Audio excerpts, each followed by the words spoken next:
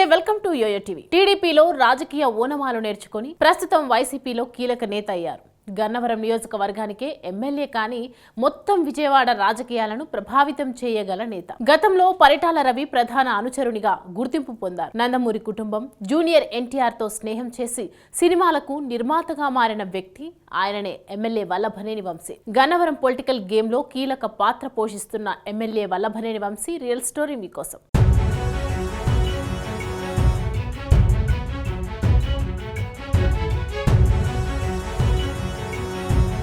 వల్లభనేని వంశీ 1972లో రమేష్ చంద్, అరుణ దంపతులకు ఏపీలోని కృష్ణా జిల్లా గన్నవరంలో జన్మించాడు. వంశీ తల్లిదండ్రులు ఇద్దరు టీచర్లే. చిన్నతనం నుంచి చదువుల్లో చురుకుగా ఉండేవారు. ఆయన ఉంగుటూరులో 7వ తరగతి వరకు చదువుకున్నారు. ఆ సమయంలో 7వ తరగతిలో ఆయన స్టేట్ ర్యాంక్ కూడా పొందారు. 8వ తరగతి నుంచి 10వ తరగతి వరకు తాడికొండ రెసిడెన్షియల్ స్కూల్లో చదువుకున్నారు. ఆ సమయంలో స్టేట్ లెవెల్ ర్యాంక్ కూడా పొందారు. విజయవాడ గౌతమ్ కాలేజీలో ఇంటర్ పూర్తి చేసి వెటర్నరీ డాక్టర్గా మాస్టర్ కోర్స్ ని తిరుపతి ఎస్సీ అగ్రికల్చర్ కాలేజీలో పూర్తి చేశారు. ఆ తర్వాత వంశీ అమెరికా వెళ్దామని ప్రయత్నించారు. కానీ ఆయనకు వీసా ప్రాబ్లమ్స్ వల్ల వీలు కాలేదు. ఈ తరుణంలో రియల్ ఎస్టేట్ వ్యాపారంలోకి అడుగుపెట్టారు. అదే సమయంలో వంశీకి పరిటాల రవితో పరిచయం ఏర్పడింది.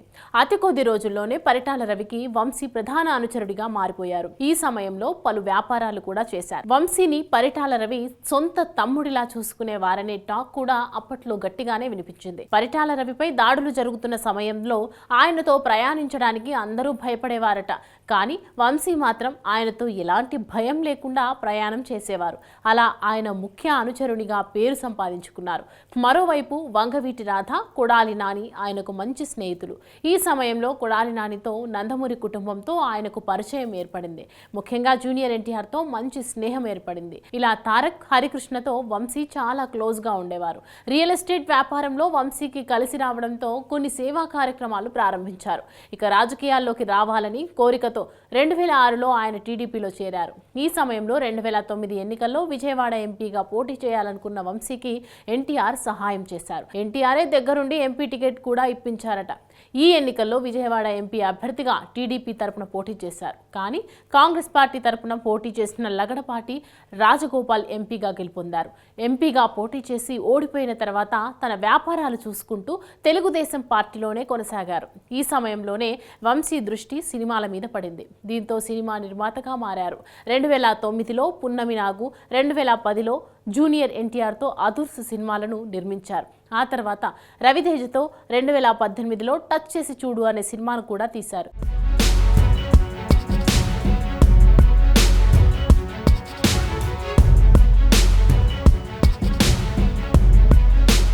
ఇక వంశీ రాజకీయ జీవితాన్ని చూస్తే తెలుగుదేశం పార్టీలో కొనసాగుతూ 2014లో జరిగిన అసెంబ్లీ ఎన్నికల్లో టీడీపీ అభ్యర్థిగా గన్నవరం అసెంబ్లీ నియోజకవర్గం నుంచి పోటీ చేశారు. ఇక వంశీ రాజకీయ జీవితాన్ని చూస్తే తెలుగుదేశం పార్టీలో కొనసాగుతూ 2014లో జరిగిన అసెంబ్లీ ఎన్నికల్లో టీడీపీ అభ్యర్థిగా గన్నవరం అసెంబ్లీ నియోజకవర్గం నుంచి పోటీ చేశారు. ఈ సమయంలో వైసీపీ అభ్యర్థి తుట్ట రామచంద్రరావుపై 9400 ఓట్లతో గెలిచి తొలిసారి ఎమ్మెల్యేగా అసెంబ్లీకి ఎన్నికయ్యారు.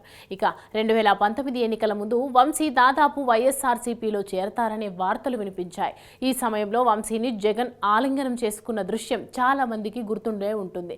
కానీ పార్టీ మారకుండా టీడీపీలోనే కొనసాగారు. 2019లో జరిగిన అసెంబ్లీ ఎన్నికల్లో టీడీపీ అభ్యర్థిగా మళ్లీ పోటీ చేసి వైసీపీ అభ్యర్థి యార్లగడ్డ వెంకటరావుపై 838 ఓట్లతో గెలిచి రెండోసారి ఎమ్మెల్యేగా గెలుపొందారు.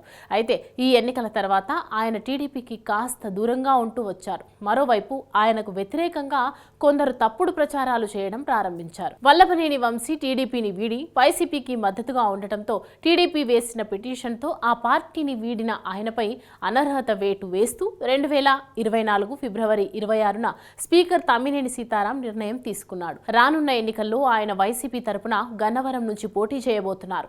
మరి ఈసారి వంశీ ఎంత మెజారిటీతో గెలుస్తారో చూడాలి.